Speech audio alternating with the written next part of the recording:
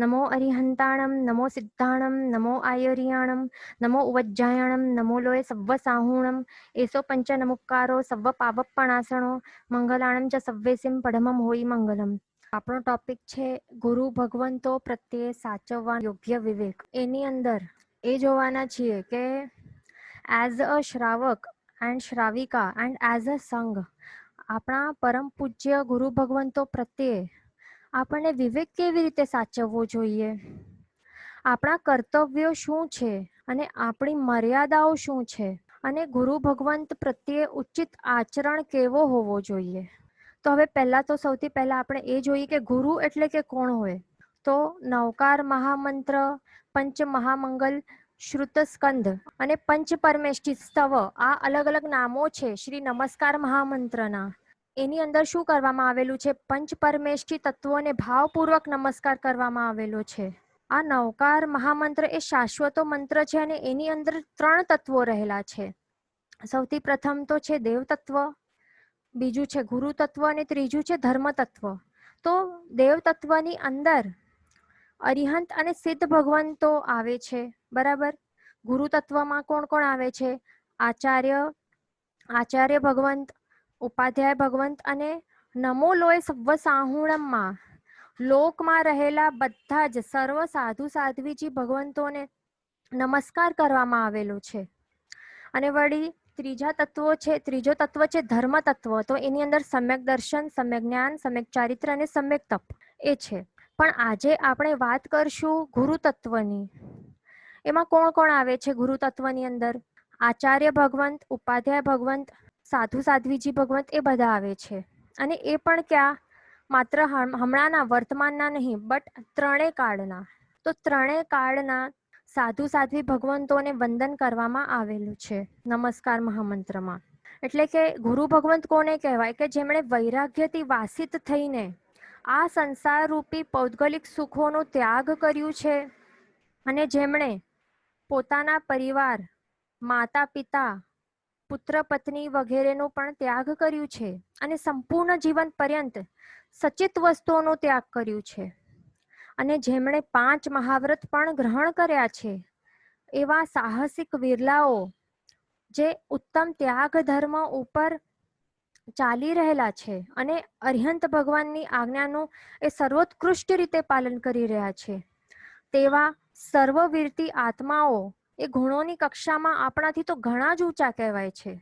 આપણા જેવા ગૃહસ્થોને તો શ્રી નમસ્કાર મહામંત્રના પંચ પરમેષ્ઠીમાં સ્થાન પણ નથી આપેલું. હવે જ્ઞાની ભગવંત એમ કહે છે કે આ ક્ષણના જે દીક્ષિત હોય ને, એટલે કે સર્વવીરતી ધર્મ સ્વીકાર્ય હોય અને એને માત્ર એક ક્ષણ જ થઈ ગઈ હોય, તો એમનામાં પણ જો તાત્વિક કક્ષાની દીક્ષા પ્રગટી જાય, માત્ર જેમણે દીક્ષા ગ્રહણ કરતા, સર્વવીરતી ધર્મ સ્વીકારતા 1 ક્ષણ જેટલી વાર થઈ હોય, તો એમની અંદર જો તાત્વિક કક્ષાની દીક્ષા પ્રગટી જાય તો પણ એમની સામે ઊંચામાં ઊંચા જે 12 વ્રતધારી શ્રાવક હોય ને, તો એમના કરતા પણ મુનિ ચઢ્યાતા કહેવાય. કારણ કે શ્રાવક ગમે તેટલી પરાકાષ્ઠાની આરાધના કરે તો પણ તે 5મા ગુણ સ્થાનકે જ હોય. આનંદ, કામદેવ જેવા મહાશ્રાવકો પણ 5મા ગુણ સ્થાનકે જ હતા. આ ગુણ સ્થાનકની આપણે જો વાત ન કરીએ, તો પણ જો એમ વિચારવામાં આવે કે જેમણે પોતાના આત્માના હિતની સાધના માટે અને બીજાના પરહિત માટે ચારિત્ર ધર્મ લઈ મોક્ષના અનુષ્ઠાનને સાધી રહ્યા છે અને સમ્યક્ત્વ વગેરે મહાવ્રતોની પ્રતિજ્ઞા લીધી છે અને વળી સંપૂર્ણ જીવનમાં સાવધ્ય વ્યાપારનો ત્યાગ કરવાની પ્રતિજ્ઞા લીધી છે, એટલે કે નિષ્પાપ જીવન જીવશે એ, અને વળી સમતાની સાધનાનો પ્રારંભ જેમણે કર્યો છે. તો આટલું જાણીને જ એમના સાધુપણાના જીવનનો વિચાર જો કરીએ તો પણ તે ચારિત્રધારી આત્મા શ્રાવક કરતા કેટલા ઊંચા કહેવાય. એટલે ઇન સિમ્પલ વર્ડ્સ, ચારિત્રધારી સર્વવીરતીધર જે આત્મા હોય, ભલે એક ક્ષણ માટે પણ એમનો સંયમ પર્યાય હોય એક ક્ષણનો, તો પણ ઉત્તમ જે ચડિયાતા શ્રાવકો હોય છે એમના કરતા પણ એ ઘણા ઊંચા કહેવાય. અને એમને જ ભાવપૂર્વક ગુરુવંદન કરવાનું છે. હવે શ્રાવક ભલે પૌષધમાં હોય, પૌષધ એટલે શું કે એક દિવસ માટે સાધુ જીવનનો આસ્વાદ લેવા માટે પૌષધ વ્રત લીધો છે, છતાં તે શ્રાવકને, પૌષધ લીધેલા શ્રાવકને ગુરુવંદન કે અભૂઠ્યો ખમાવવા આવતો નથી, પણ માત્ર સુખ શાતા પૂછાય છે અને પ્રણામ કહેવાય છે. બરાબર. હવે આગળ બીજી વાત જ્ઞાની ભગવંતો એમ કહે છે કે આ અવસરપીણીનો કાળ કેવો છે? ઉતરતો કાળ કહેવાય છે. બરાબર. તો આ અવસરપીણીના ઉતરતા કાળમાં એના દુષ્પ્રભાવના કારણે આપણને બધાને શું મળ્યું છે? છેવટું સંગણ મળ્યું છે ને, અને વળી નબળું શરીર મળ્યું છે, અને હજી એ ઘટતું જશે. શરીરનું બળ, મનોબળ એ બધું હીન કક્ષાનું થતું જશે. એટલે આપણામાં જેમ ઉચ્ચ કક્ષાના શ્રાવક ધર્મ પાળવામાં જેમ ખામી આવતી જશે ને, આગળ વધતા જેમ કાળ આગળ ચાલતો જશે, છઠ્ઠો આરો જેમ નજીક આવતો જશે, તેવી રીતે આપણામાં પાળવાની શક્તિ ઓછી થતી જશે.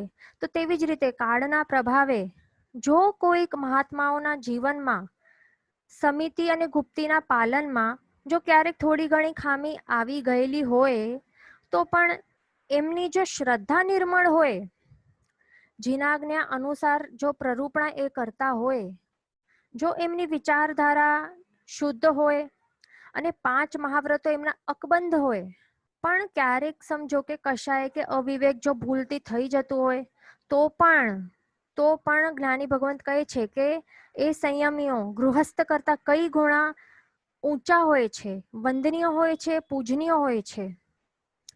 એટલે આપણને જો આ વિષયમાં વિવેક ન હોય અને ઊંડાણથી સમજણ ન હોય, તો આપણાથી મહાત્માઓની નિંદા તો બિલકુલ ન કરાય, નબળા અભિપ્રાય પણ બિલકુલ ન અપાય. નહીં તો તેમની આશાતના અને નિંદા દ્વારા ભારી કર્મોનું બંધ થઈ જશે આપણને, અને આગળના ભવોમાં જીન શાસન પણ નહીં મળશે, સર્વવીરતી આપણને સ્વીકારવા પણ મળશે નહીં, અને ગુરુ ભગવંતોના દર્શન પણ અલભ્ય થશે, અથવા તો આપણને ક્યાંક અનાર્ય દેશોમાં ક્યાંક જન્મ મળી જશે, અથવા તો આગળ દુર્ગતિ પ્રાપ્ત થશે.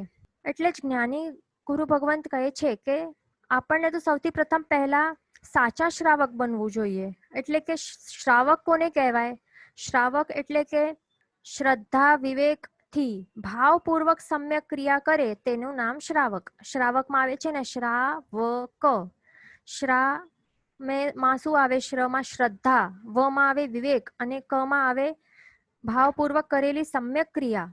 તો શ્રાવક કેવો હોય? એ સાચી શ્રદ્ધા વાળો હોય, વળી એ વિવેકી હોય, એટલે કે સાચી સમજણ વાળો હોય.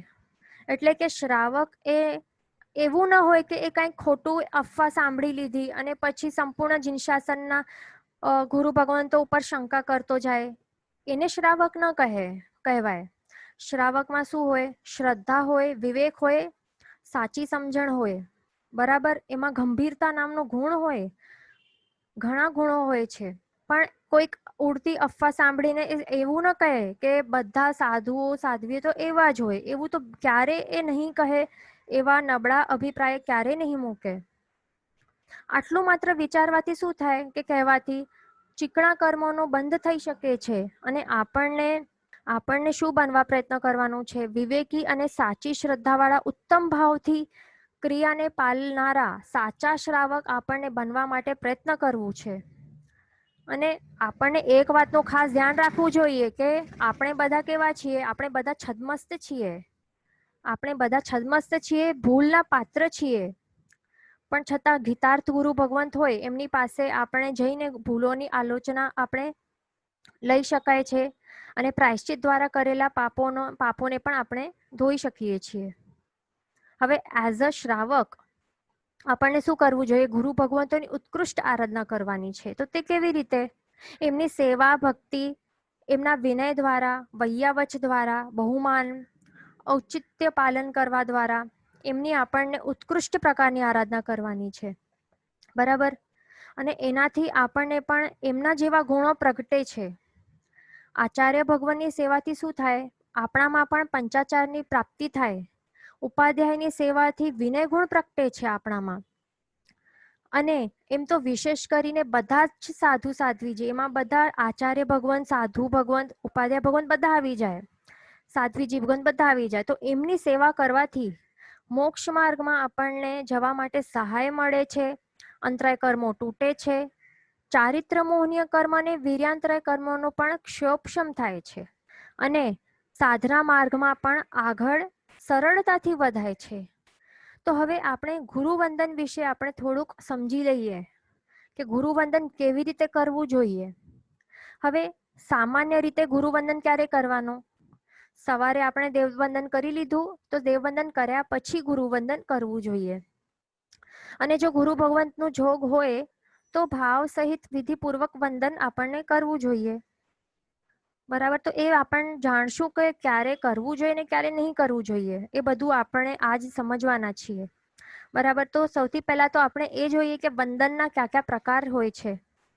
તો માર્ગે જો જતા ગુરુ ભગવંત આપણને દેખાય તો શું કહેવાનું? મથ એણ વંદામી, એમ બોલવા પૂર્વક અંજલિબદ્ધ પ્રણામ કરવાનું. અહીંયા ફોટોમાં આપને દેખાય છે તેવી રીતે, એટલે કે બે હાથ જોડીને મસ્તક નમાવીને વંદન કરવું અને કહેવું મથ એણ વંદામી, તો તેને ફિટ્ટા વંદન કહેવાય છે. પછી બીજા પ્રકારનું વંદન છે થોભ વંદન. તો એ ક્યારે કેવી રીતે કરવાનું? ઉપાશ્રય જતા સૌથી પ્રથમ તો આપણને નિસિહ કહેવું જોઈએ. એટલે નિસિહ માત્ર દેરાસરમાં પ્રવેશતી વખતે જ ન હોય, પણ ઉપાશ્રય જતા પ્રવેશતા આપણને નિસિહ કે ત્યારે પણ કહેવાનું હોય છે. નિસિહ મીન્સ સાવધ્ય વ્યાપારનું ત્રિવિધે હું ત્યાગ કરું છું. તો એવા ભાવથી નિસિહ કહેવાનું.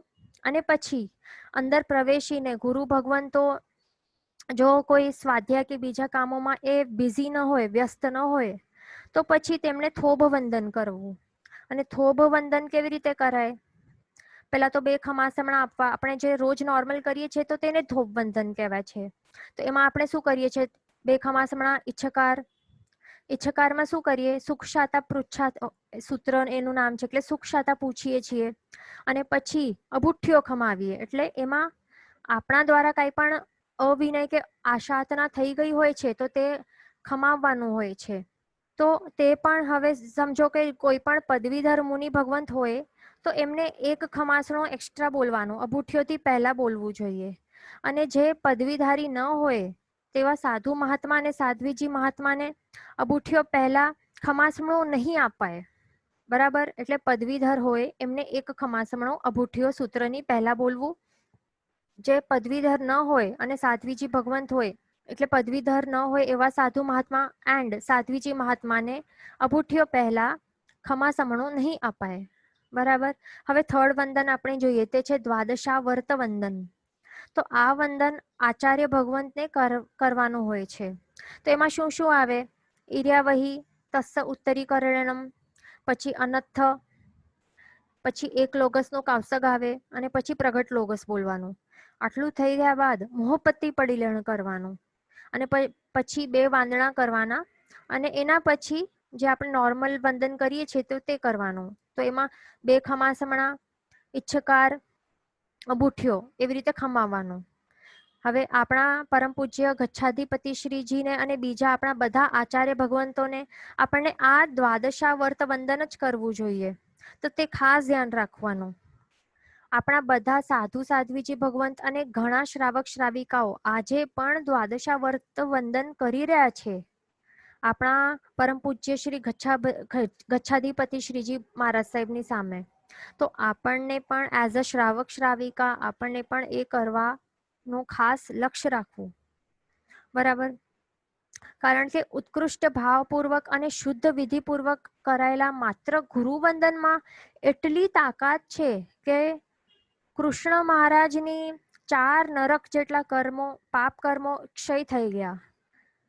વળી જ્ઞાની ભગવંતો તો કહે છે કે ગુરુવંદન કરવાથી નીચ ગોત્ર કર્મ ખપાય છે અને ઉચ્ચ ગોત્ર કર્મ બંધ થાય છે. વળી આપણા આત્માની અંદર વિનય ગુણ પ્રગટ થાય છે અને પ્રભુની આજ્ઞાનું પાલન પણ થાય છે અને શ્રુત ધર્મની આરાધનાનો પણ આપણને લાભ થાય છે. વળી આગળ પુણ્યાનુબંધી પુણ્ય પણ એનું પણ બંધ થાય છે. તો એ પુણ્યાનુબંધી પુણ્યમાં શું તાકાત હોય છે? એ પરંપરાએ આપણને મોક્ષ સુધી પહોંચાડનારું બની શકે છે. એટલે એ આપણને એવી મોક્ષ જવા યોગ્ય સામગ્રી પ્રાપ્ત કરાવે છે. તો એવું બંધ થાય છે. એટલે આપણને એવા મહાત્માઓને ભાવપૂર્વક વંદન કરવું જોઈએ કે જેમણે પ્રભુએ બતાવેલા વાણીને આપણા સુધી જેમણે પહોંચાડી છે. બરાબર. અને સૌથી મેઇન તો એમણે શું કર્યું છે? સૌથી મોટું ઉપકાર પ્રભુની ઓળખાણ આપણને એમણે કરાવી છે. એટલે ગુરુવંદન તો ક્યારે આપણને ચૂકવાનું નહીં. બરાબર. હવે આપણે સૌથી ઇમ્પોર્ટન્ટ વાત જોશું કે ગુરુવંદન કરતી વખતે સાચવવાની મર્યાદાઓ શું છે. તે એકદમ ઇમ્પોર્ટન્ટ પોઈન્ટ છે. તો તે આપણે સમજશું કે કઈ કઈ મર્યાદાઓ હોય છે ગુરુવંદન કરતા ટાઈમ. તો એના પહેલા તો આપણે એ જોઈએ કે ગુરુવંદન ક્યારે કરવું જોઈએ. તો ગુરુ ભગવાન જ્યારે આસન ઉપર બેઠેલા હોય છે અને ઉપશાંત હોય છે. ઉપશાંત એટલે કે પ્રમાદથી રહિત હોય છે. એટલે કશાયાદીથી રહિત હોય છે, પ્રમાદથી રહિત હોય છે, નિદ્રા વગેરેમાં ન હોય ત્યારે કહેવાય કે ઉપશાંત છે, પ્રશાંત છે. બરાબર. તો ત્યારે અને આસન ઉપર બેઠેલા હોય ત્યારે અને વળી વંદન માટેની આજ્ઞા આપવા માટે પણ એ તત્પર હોય છે. ત્યારે જ એમને વંદન કરવું જોઈએ. પણ હવે ગુરુવંદન ક્યારે કરવું ન જોઈએ? જ્યારે ધર્મક્રિયાની જ્યારે ગુરુ ભગવાન ધર્મક્રિયા માટેની કોઈક વિચારણામાં એ બિઝી હોય અથવા તો વ્યાખ્યાન ચાલુ હોય ત્યારે પણ આપણને એમ જ બેસી જવું જોઈએ.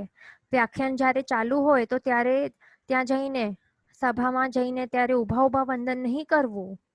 વ્યાખ્યાન ચાલુ હોય ને તો ત્યારે ખાસ લક્ષ્ય રાખવું કે ત્યારે બેસી જવું. ઊભા વંદન બિલકુલ નહીં કરાય. અને વળી જો ગુરુ ભગવંત ઊભા હોય ઉપાશ્રયની અંદર અથવા તો ચાલતા હોય તો ત્યારે પણ એમને વંદન નહીં કરવું. વળી ગુરુ ભગવાન જો બીજી કોઈ દિશામાં મુખ કરીને બેઠા હોય તો પણ એમને વંદન ન કરાય. જો તે નિદ્રામાં હોય તો પણ એમને વંદન નહીં કરાય. જો એ કશાય આવેશ વગેરેમાં હોય તો પણ એમને વંદન નહીં કરાય. જો અપ્રશાંત હોય તો પણ એમને વંદન નહીં કરાય. વળી જો તે આહાર વાપરવા માટે જતા હોય અથવા તો આહાર વાપરતા હોય તો ત્યારે પણ એમને વંદન નહીં કરવાનું. વળી જો માતૃ કે સ્થંડિલ એટલે એ પરઠવા માટે એ જતા હોય છે અથવા તો એ ક્રિયા કરવા માટે જતા હોય તો ત્યારે પણ એમને રોકીને કે ઊભા રાખીને વંદન નહીં કરાય. નહીં તો આપણને શું થાય? દોષ લાગે છે. બરાબર. એટલે આ વાતોનું ખાસ ધ્યાન રાખવું જોઈએ. પછી હવે આગળ આપણે એ જોઈએ કે ગુરુવંદન કરવું કેવી રીતે. તો ટૂંકમાં આપણે એ જોઈ લઈએ કે સૂત્ર બોલતા આપણને ઉપયોગ હોવું જોઈએ કે આપણે શું બોલી રહ્યા છીએ અને વળી સૂત્રનું અર્થની વિચારણા પૂર્વક બોલવાનું. અને જે મુદ્રામાં શાસ્ત્રમાં બતાવેલું છે તો તેવી મુદ્રાઓમાં જ કરવાનું. એટલે કે ઊભા ગુરુવંદન કરવાનું. બેસીને કરવું નહીં. ખમાસમણા કેવી રીતે આપવા? ઊભા રહીને. અને વળી ગુરુવંદનથી પહેલા આપણને શું કરવાનું? સૌથી ઇમ્પોર્ટન્ટ 3 વાર પ્રમાર્જના ભૂમિ પ્રમાર્જના તો કરવી જ જોઈએ. કારણ કે યાદ રાખવું જોઈએ કે જૈણા એ શું છે? જૈણા તે તો શ્રાવકની માતા છે. બરાબર. જૈણા એ શ્રાવકની માતા છે અને જૈણા પાલન તો આપણાથી કોઈ પણ ક્રિયા કરતી વખતે ચૂકવું જ ન જોઈએ. તો હવે આપણને એવો પ્રશ્ન આવી શકે કે શ્રાવકો અને શ્રાવિકાઓને શાનાથી ભૂમિ પ્રમાર્જના કરવી જોઈએ? તો શ્રાવિકાઓનું માથે તો ઓઢેલું હોય વંદન કરતી વખતે એટલે તે ભલે રૂમાલથી કરે પણ શ્રાવકો ગુરુવંદન કરવા માટે ઉપાશ્રયમાં આવ્યા હોય ટ્રાઉઝર્સ, જીન્સ કે પેન્ટ કે શર્ટ એવું પહેરીને તો ત્યારે કેવી રીતે ભૂમિ પ્રમાર્જના કરશે? તો એમાં શાસ્ત્રમાં શ્રાવકોને બતાવેલું છે કે લેફ્ટ ખભા ઉપર ખેસ ધારણ કરવા જોઈએ. આ ફોટોમાં આપણે દેખાય છે એ તો પૂજાના વસ્ત્ર છે તો એની અંદર તો ખેસ તો હોય જ છે. ધોતી અને ખેસ તો હોય જ છે. પણ જ્યારે આપણે એમ જ દર્શન કરવા માટે જતા હોઈએ દેરાસરમાં અથવા તો ગુરુ ભગવંતની પાસે તો ત્યારે આપણને એ પેન્ટ શર્ટ ઉપર પણ ખેસ ધારણ તો કરવું જ જોઈએ. અને તે ખેસ કેવું હોવું જોઈએ? એનો છેડો હોય છે એ ખુલ્લા છાછા વાળું એટલે કે થ્રેડ્સ ઓપન હોય એવા. એટલે સ્ટિચિંગ કરેલો ન હોવો જોઈએ, સીવેલો ન હોવો જોઈએ. તો એનાથી ભૂમિ પ્રમાર્જના ઇઝીલી થઈ શકે છે. ઘાટકો પરના સંઘમાં આજે પણ જ્યારે શ્રાવકો ગુરુ ભગવંત પાસે વ્યાખ્યાન શ્રવણ કરવા માટે અથવા તો દેરાસર દર્શન કરવા માટે જતા હોય છે, ત્યારે પેન્ટ શર્ટ પહેરીને એના ઉપર ખેસ ધારણ કરતા હોય છે. તે મેં એક વખત ગઈ હતી તો ત્યારે મેં જોયું હતું. એટલે ખેસ એક એવી છે, ખેસ એ તો આર્ય સંસ્કૃતિની પરંપરા છે અને એ શ્રાવકપણાનું એ પ્રતીક છે. એટલે ખેસ તો અવશ્ય ધારણ કરવું જોઈએ. અને દેરાસરમાં જતા પણ પ્રભુ પ્રત્યે પણ વિનય સચવાય છે એનાથી. બરાબર. હવે આગળ આપણે જોઈએ તો હવે વંદન કરતી વખતે આપણા ભાવ કેવા હોવા જોઈએ? આપણે વંદનની ક્રિયા તો કરી રહ્યા છીએ કાયાથી અને મુખથી સૂત્ર બોલી રહ્યા છે, એટલે વચનથી સૂત્ર બોલી રહ્યા છીએ અને કાયાથી આ વંદનની ક્રિયા કરી રહેલા છીએ. તો હવે આપણું મન એ કેવી રીતે હોવું જોઈએ? મનમાં શું ભાવ ચાલવા જોઈએ? તો ક્યારે પણ વંદન કરતી વખતે ક્યારે પણ અભિમાનવાળા ભાવો મનમાં ચાલવા ન જોઈએ. તો કેવા ભાવો ચાલવા જોઈએ? નમ્રતા અને સેવક બુદ્ધિવાળા ભાવો ચાલવા જોઈએ. તો તેને જ સાચું વંદન કહેવાય, સાચું જ પ્રણામ કહેવાય. હવે વંદન કરતા ટાઈમ એવી રીતે નહીં હોવું જોઈએ કે શરમથી મને કરવું પડે છે, એટલે બધા પરિવારવાળા કરે છે એટલે મને પણ કરવું પડે છે. એવી રીતે શરમથી કરવું પડે એ બરાબર નથી, કે જબરદસ્તીથી કરવું પડે. તો આવા ભાવોથી પણ નહીં કરવાનું, પણ કેવા ભાવથી કરવાનું? પ્રસન્નતાપૂર્વક કરવાનું અને તત્પરતાથી બહુમાનના ભાવો પૂર્વક આપણને વંદન કરવું જોઈએ.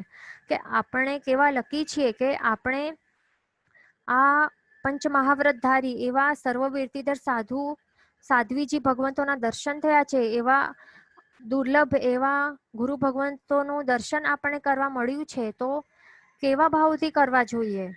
આપણને જ્યારે ખબર પડે કે હા ઉપાશ્રયમાં ગુરુ ભગવંત પધાર્યા છે, તો એકદમ તત્પરતાથી આપણે ભાગી જવું જોઈએ અને ત્યારે એમને પછી વંદન, વૈયાવચ, બહુમાન વગેરે કરવા ત્યાં જવું જોઈએ. પછી આપણે જ્યારે ગુરુવંદન બોલતા હોઈએ સૂત્ર, તો ત્યારે સ્પષ્ટ ઉચ્ચારણ સાથે સૂત્ર બોલવા. મનમાં નહીં બોલવા અથવા તો બહુ ઊંચા સ્વરે પણ બોલવા નહીં, પણ ગંભીર સ્વરે બોલવા. બરાબર. હવે આપણે જોઈ લીધું કે ગુરુવંદન કરવું કેવી રીતે, તે આપણે શોર્ટમાં જોઈ લીધું. હવે આપણે એ જોઈએ કે ગુરુવંદન કરતી વખતે સાચવવાની જે અવગ્રહની મર્યાદા છે, તો તે શું છે? આ બહુ જ ઇમ્પોર્ટન્ટ પોઈન્ટ છે, તો તે આપણે બધા ધ્યાનથી સાંભળશું. ઓકે. તો હવે અવગ્રહની મર્યાદા એ શું છે?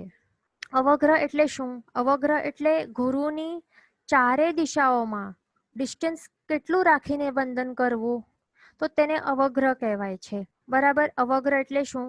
ગુરુની ચારે દિશાઓમાં, ગુરુ બેઠેલા હોય ને તો એમની ચારે દિશાઓમાં ડિસ્ટન્સ કેટલું રાખીને આપણને વંદન કરવાનું, તેને અવગ્રહ કહેવાય છે. એટલે એમનાથી કેટલા અંતરે ઊભા રહીને વંદન કરવું જોઈએ. તો એમાં શાસ્ત્રકાર ભગવંતો કહે છે કે જે સેમ જેન્ડર વાળા હોય ને, તો તેને શું કહેવાય? સ્વપક્ષ. જે સેમ જેન્ડર વાળા હોય તો તેને સ્વપક્ષ કહેવાય, અને જે ઓપોઝિટ જેન્ડર વાળા હોય તો તેને પરપક્ષ કહેવાય. બરાબર. તો હવે આપણે અવગ્રહની મર્યાદા જોશું. તો હવે સાધુની અપેક્ષાએ જે બીજા સાધુ ભગવંતો હોય છે, સાધુની અપેક્ષાએ જે બીજા સાધુ અને શ્રાવકો હોય છે, તો તે શું કહેવાય? એ સેમ જેન્ડર વાળા થયા ને.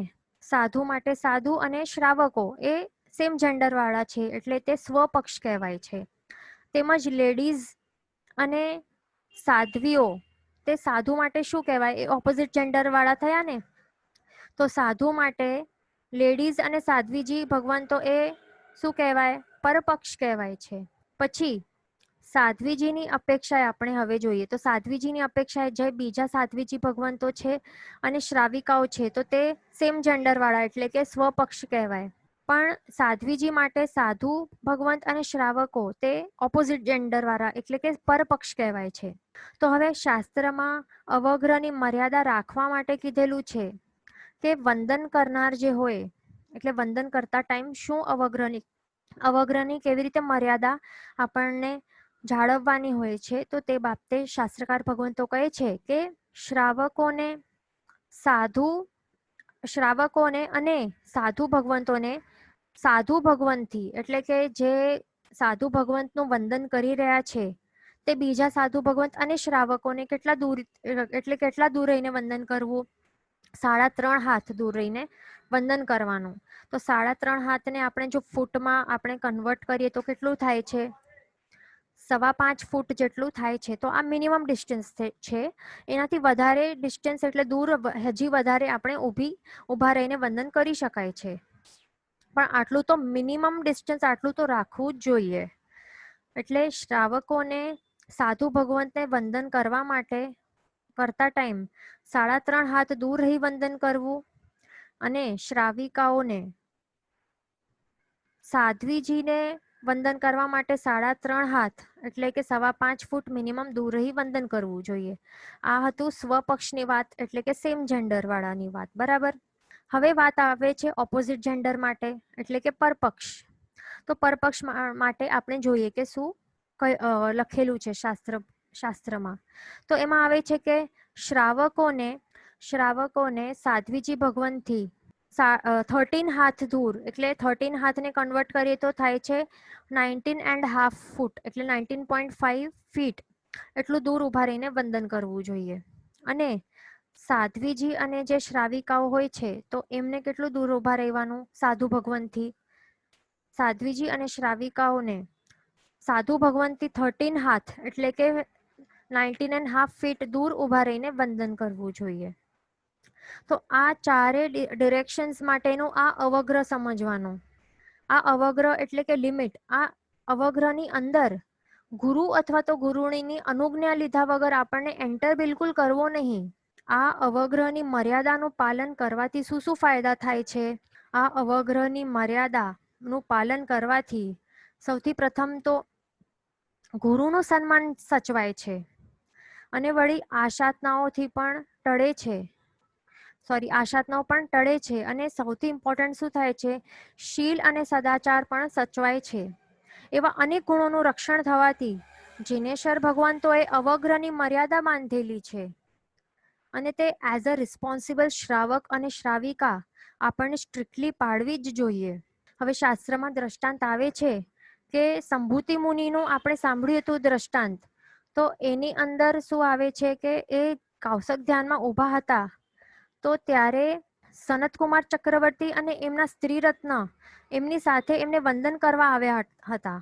તો ત્યારે આ આપણે ફોટોમાં દેખાય છે. તો તેવી રીતે સ્ત્રી રત્નના વાળની જે સુકોમલ જે લટ હતી, એટલે સુકોમલ વાળની જે લટ હતી, તો તે સંભૂતિ મુનિને સ્પર્શી ગઈ. તો એના કારણે જ તો એમના ભાવો બગડ્યા, અને આવા કુનિમિત્તના સંયોગ થતા તે પોતાના ભાવોને ટકાવી નહીં શક્યા, અને પછી એમણે નિયાણું બાંધ્યું કે મારા સંયમ તપ જપનો જો ફળ હોય તો મને પણ આવી સ્ત્રી રત્ન ફળ રૂપે પ્રાપ્ત થાય. પછી આગળ સ્વર્ગે ગયા, પણ પછી તે નિયાણાના ફળ સ્વરૂપે એ શું બન્યા? બ્રહ્મદત્ત ચક્રવર્તી બન્યા. અને આ ચક્રવર્તી પણ ભોગવતી વખતે આ નિયાણું એમણે બાંધ્યું હતું ને પૂર્વના ભાવમાં, એના કારણે શું થયું? આ ચક્રવર્તી પણ ભોગવતી વખતે એમની ચિત્તની શુદ્ધિ હણાઈ ગઈ, અને પછી એ 7મી નરકે ગયા આગળ. એટલે મેન આપણને સમજવાનું એ છે કે આપણને જે આ અવગ્રહની મર્યાદા જે આપણા શાસ્ત્રમાં બતાવેલી છે, તો તેનું સ્ટ્રિક્ટલી ફોલો કરવું જ જોઈએ. અને આપણે પણ આપણા વાળની લટો કે કપડાં કે અંગ ઓપોઝિટ જેન્ડરના ગુરુ ભગવંતોને સ્પર્શી ન જાય, તો તેના માટે આપણને આટલું ડિસ્ટન્સ મેન્ટેન રાખવું અને પ્રભુની આજ્ઞા પાળવી જોઈએ. કારણ કે તે પણ છદ્મસ્ત જીવો જ છે આપણા જેમ. બરાબર. અને આપણા નિમિત્તથી જો તેમના એક ક્ષણ માટે પણ જો ભાવ અશુદ્ધ થઈ જાય અથવા તો હણાઈ જાય, તો આપણને ઘણા કર્મોનું બંધ થઈ શકે છે. પછી સમજો ભલે આપણે યુગલમાં આવીએ છીએ અથવા તો ફેમિલી સાથે ગુરુ વંદન કરવા માટે આવીએ છીએ, એટલે કે ફેમિલી સાથે અથવા તો શ્રાવક શ્રાવિકાનો યુગલ આવે ગુરુ ભગવંતોને વંદન કરવા માટે, તો ત્યારે શું કરવાનું? તો ત્યારે શ્રાવકો હોય એને એકલા આગળ ચાલ્યો જવાનું. બરાબર. એટલે સાધુ ભગવંતથી 3.5 હાથ દૂર ઊભા રહીને શ્રાવકોને ત્યાં આગળ સુધી ચાલ્યા જવાનું અને ત્યાં વંદન કરવાનું. પણ શ્રાવિકાને સાથે સાથે નહીં જવું, પણ શ્રાવિકાઓને ત્યાં દૂર જ ઊભા રહી જવાનું. એટલે 13 હાથ દૂર જ ઊભા રહી જવાનું, ત્યાં ઊભા રહીને વંદન કરવાનું. એવું કઈ કમ્પલસરી નથી કે બંનેને સાથે વંદન કરવું જરૂરી છે, બરાબર, આગળ જઈને. એટલે એક વાત અહીંયા આપણને હવે ખાસ ધ્યાન રાખવાની કે ગુરુ ભગવંતો કઈ આપણને દૂર રહેવા માટે ઓર્ડર નથી આપવાના. કારણ કે આપણે કેવા છીએ, ગુરુ ભગવંતો ક્યારેક કોઈ સમજો ઇમ્પોર્ટન્ટ શાસનના કાર્યમાં જો વ્યસ્ત હોય, બિઝી હોય અને આપણે આપણા સન્મુખ એ ન જોતા હોય તો તરત આપણને ખોટું લાગી જતું હોય અને પછી આપણે ઉપાશ્રય જવાનું બંધ કરી દઈએ, અથવા તો બીજાને આપણે કહીએ કે આ મહારાજ સાહેબ તો એવા છે. એટલે આપણને પોતાને વિવેકવાળા, એટલે પોતે આપણે કેવું બનવું, વિવેકવાળા શ્રાવક બનવા માટે પ્રયત્ન કરવો અને તેવી રીતે આચરણ પણ કરવાનું. એટલે એ કોઈ ઇન્સ્ટ્રક્શન્સ માટે વેઇટ નહીં કરવાનું કે કોઈક એમ કહે છે કે દૂર જાઓ, આ કરો, તેમ કરો, એમ નહીં. આપણે પોતાની મેળે જ આપણે આ બધું ફોલો કરવું જોઈએ, બરાબર. હવે ગુરુ ભગવંતોની સામે આપણને એમના સેમ લેવલના આસન અથવા તો એમનાથી ઊંચા આસને બિલકુલ ન બેસાય, પણ નીચે જ બેસવું જોઈએ. પણ સમજો કે હવે ઘૂંટણમાં પ્રોબ્લેમ હોય અને નીચે બેસાતું ન હોય તો ભલે ચેર ઉપર બેસીએ તો ત્યારે ચાલે, પણ જો પ્રોબ્લેમ ન હોય, બરાબર, તો નીચે બેસવાનું. ત્યારે અભિમાનવાળા ભાવો નહીં લાવવા, બરાબર. પછી ગુરુ ભગવંતો બોલતા હોય અથવા તો કંઈક કહેતા હોય કે પ્રવચન આપતા હોય તો તેમની વાતોને કાપવી નહીં અને એમના ઉપર ક્રોધ, આવેશ કે એમને ઓર્ડર પણ આપવું નહીં. આપણે કેવી રીતે વિનયપૂર્વક ઓછા અવાજમાં જ વાત કરવી જોઈએ. પછી જો ગુરુ ભગવંત ભલે અવગ્રહની અંદર આપણે પ્રવેશ કરવા માટે આજ્ઞા આપી દે, આપણે હમણાં આ જે અવગ્રહ જોયું તે બધું શું હતું, તે વંદન કરતા ટાઈમ આ અવગ્રહની અંદર ગુરુ ભગવંતની આજ્ઞા વગર એન્ટર નહીં થવાનું, બરાબર. પછી વંદન કર્યા પછી જો ગુરુ ભગવંત આપણને આ અવગ્રહની, આ લિમિટની અંદર પ્રવેશવા માટે જો આજ્ઞા આપે તો પણ ઓપોઝિટ જેન્ડર્સ વાળાને તો 3.5 હાથનું ડિસ્ટન્સ તો મેન્ટેન કરવું જ જોઈએ, એ ખાસ ધ્યાન રાખવાનું. પણ હવે આપણે જો પ્રશ્ન આવે કે હવે વાસક્ષેપ નાખવાનું હોય તો કેવી રીતે, શું કરવાનું, તો હવે વાસક્ષેપ નાખવા માટે આપણને બહુ જ એકદમ બાજુમાં જવાની જરૂર નથી, પણ 2 હાથ જેટલું ડિસ્ટન્સ મેન્ટેન કરશું તો પણ ગુરુ ભગવંત હાથ લંબાવીને એ નાખી શકે છે, બરાબર. એટલે 2 હાથ જેટલું તો મિનિમમ ઓપોઝિટ જેન્ડર વાળાથી તો ડિસ્ટન્સ મેન્ટેન કરવું જ જોઈએ, એ ખાસ ધ્યાન રાખવાનું. હવે આપણે આ અવગ્રહની મેઇન મર્યાદા જોઈ લીધી કે જે આપણને કમ્પલસરીલી, સ્ટ્રિક્ટલી, ચુસ્ત રીતે પાડવી જોઈએ. હવે આપણે બીજી મર્યાદા જોઈએ, તે છે વસ્ત્રની મર્યાદા, બરાબર. એ પણ મુખ્ય મર્યાદા છે. તો એમાં શું હોય છે કે મર્યાદાસભર વસ્ત્રો જો પહેરેલા ન હોય તો પછી ઉપાશ્રયમાં એન્ટર કરવું જ ન જોઈએ.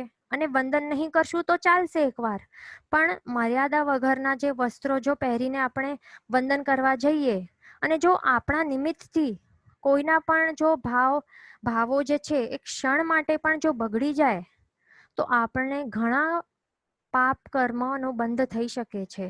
અને સૌથી મુખ્ય તો શું કે 5 મહાવ્રતધારી ભગવંતોના ગુણોનું ઘાત કરવાનું પણ આપણને મહાપાપ લાગી શકે છે. એટલે શું થાય, પોતાને તો આપણે કર્મથી ભારી કરી નાખ્યા, પણ સાથે સાથે એક્સ્ટ્રા ચીકણા પાપ કર્મો શા માટે બંધાય છે, કારણ કે આપણે જે 5 મહાવ્રતધારી ગુરુ ભગવંત છે કે જે એમના જે મહાવ્રતો અને ગુણોનું સંરક્ષણ કરવા માટે પ્રયત્ન કરી રહેલા છે, તો એમના ગુણોનું ઘાત કર્યું તો એનું પણ મહાપાપ આપણને લાગી શકે છે. એટલે જો મર્યાદાસભર વસ્ત્રો ન હોય તો વંદન કરવા જવાનું નહીં, ઉપાશ્રયમાં પણ જવાનું નહીં. અને વળી વાસક્ષેપ નખાવતી વખતે તો વસ્ત્રની મર્યાદાનું તો ખાસ ધ્યાન રાખવું જ જોઈએ અને વિવેકપૂર્વક આપણને વર્તન કરવાનું. અને માથે ઓઢેલું તો હોવું જ જોઈએ ઉપાશ્રયમાં પ્રવેશ કરતી વખતે. પછી ભલે તે 5 વર્ષની બાળિકા હોય અથવા તો 50 વર્ષની શ્રાવિકા, જે પણ હોય, બધાને સેમ રીતે રૂલ્સ પાલન કરવા. હવે આગળ ત્રીજી મર્યાદાની વાત આવે છે.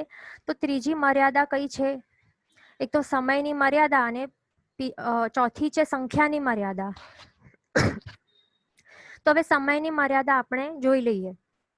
કે જે આપણને ફોલો કરવી બહુ જરૂરી છે. તો હવે સૂર્યાસ્ત થતાં જ, જ્યારે સૂર્યાસ્ત થાય ને સનસેટ થાય, તો પુરુષોને સાધ્વીજીના ઉપાશ્રયમાંથી અને સ્ત્રીઓને સાધુ ભગવાનના ઉપાશ્રયમાંથી ઓન ધ સ્પોટ બહાર નીકળી જવું જોઈએ. વાત ભલે ચાલતી હોય તો તે અધૂરી મુકાશે તો પણ ચાલશે, પણ ઓન ધ સ્પોટ 7 વાગે જો સનસેટ થાય છે કે 5:30 કે 6 વાગે, જેટલા વાગે સનસેટ થાય છે, તો ત્યારે ઘડિયાળના ટાઈમ ઉપર ઉપયોગ રાખવું જોઈએ અને ઓન ધ સ્પોટ ત્યારે નીકળી જવું જોઈએ. વેઇટ નહીં કરવાનું કે આપણને કોઈક ઓર્ડર્સ આપશે કે જાઓ ટાઈમ થઈ ગયું છે, તો એના માટે વેઇટ નહીં કરવાનું, પણ આપણે પોતે એઝ અ રિસ્પોન્સિબલ શ્રાવક એન્ડ શ્રાવિકા આપણને પોતે આ ધ્યાન રાખવું જોઈએ, આ મર્યાદાનું. અને સૂર્યોદય ન થાય એનાથી પહેલા બિલકુલ જવાય પણ નહીં. બરાબર? સૂર્યોદય ન થાય એનાથી પહેલા પણ નહીં જવાય. હવે પણ જો સમજો કે કોઈક આવશ્યક એકદમ કામ આવી જાય અથવા તો એમરજન્સી વાળી કોઈ સિચ્યુએશન આવી જાય, તો પછી એમાં શું કરવું? તો ત્યારે ઉપાશ્રયના બારણા હોય એની બહાર ઊભા રહીને વાત કરવું તો ચાલે. અને તે પણ સાધુ ભગવાનની ઉપાશ્રયની બહાર જો શ્રાવિકાને ઇમ્પોર્ટન્ટ કામ હોય તો પણ એકલી ન જવી. હવે અહીંયા આવે છે સંખ્યાની મર્યાદાની વાત. સંખ્યા તો એમાં શું આવે છે કે હવે શ્રાવિકાને જો કોઈક ઇમ્પોર્ટન્ટ વાત કરવી હોય સૂર્યાસ્ત પછી સાધુ ગુરુ ભગવાન પાસે, થોડીક વાત રહી ગઈ હોય કે કોઈક ઇમરજન્સી સિચ્યુએશન આવી ગઈ હોય, તો ત્યારે એકલું તો જવું જ નહીં, પણ પોતાના શ્રાવક અને બીજા 3-4 શ્રાવકો પણ હાજર હોવા જ જોઈએ ત્યારે. તેમજ સાધ્વીજીના ઉપાશ્રયમાંથી પણ બહાર સૂર્યાસ્ત પછી તો સૂર્યાસ્ત પછી પણ જો ઇમ્પોર્ટન્ટ કામ આવી ગયેલો હોય તો શ્રાવકને ત્યારે પણ એકલું જવું નહીં, પણ બારણાની બહાર ઊભા રહીને અને પછી સાથે 2-3 શ્રાવિકાઓ સાથે એમની હાજરીમાં જ ત્યારે ઊભા રહીને વાત કરવાનો. અને એમ તો દિવસમાં પણ એમ હોય છે કે દિવસમાં પણ સ્ત્રીઓને સાધુના ઉપાશ્રયમાં એકલું જવાનું જ નહીં. શ્રાવકોને પણ એકલું સાધ્વીજીના ઉપાશ્રયમાં જવાનું જ નહીં, 2-3 સાથે હોવા જોઈએ બીજા. બરાબર? હવે આપણે આ 4 મર્યાદાઓ જોઈ લીધી. એક તો અવગ્રહની મર્યાદા, વસ્ત્રની મર્યાદા, સમયની મર્યાદા અને સંખ્યાની મર્યાદા. તો આ 4 મર્યાદાઓને આજથી આપણે ચુસ્ત રીતે પાડશું. બરાબર? જેનાથી ક્યારે પણ આપણા કે બીજાના ભાવો બગડે નહીં અને ભાવો શુભ અને શુદ્ધ જ રહે. આપણા નિમિત્તથી જો કોઈ મહાત્મા ઉપર ખોટું આક્ષેપ જો આવી જાય તો આપણા ચીકણા કર્મોનું બંધ થાય, ચીકણા કર્મોનું બંધ થશે અને જીન શાસનની અવહેલના અને નિંદાનું પણ મહાપાપ લાગશે. તો એ ખાસ ધ્યાન રાખવું જોઈએ. જીન વચન વિરુદ્ધ બોલાયું હોય તો મિચ્છામી ડુક્કડમ. સર્વમંગલ માંગલ્યમ સર્વ કલ્યાણ કારણમ પ્રધાનમ સર્વ ધર્માણમ જૈનમ જયતિ શાસનમ. પ્રણામ.